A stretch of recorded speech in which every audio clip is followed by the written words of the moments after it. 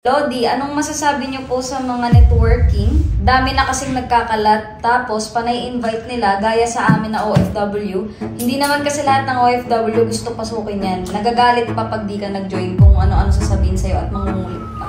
Wow!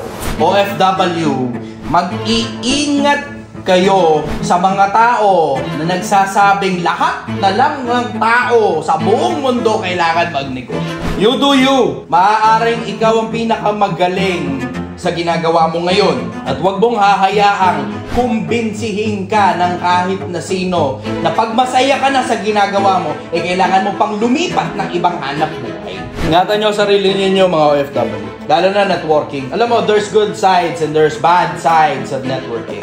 Ang good side sa networking, magkakaroon ka ng mga skills. Na yung mga skills na yon, maaaring hindi mo matutunan sa negosyo mo ngayon.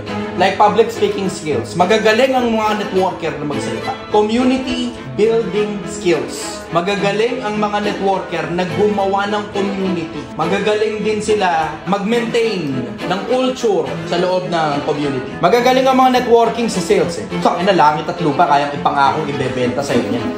At bibilin mo yun kasi magaling nga sila, diba?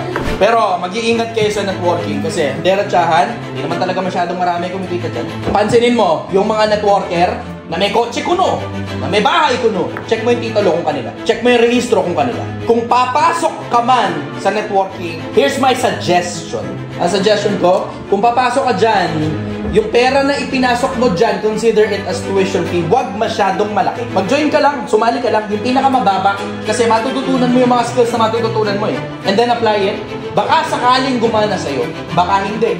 You wouldn't know. Pero huwag ka muna mag-invest ng bultong pera pag hindi mo naman alam kung gagana sa'yo o hindi.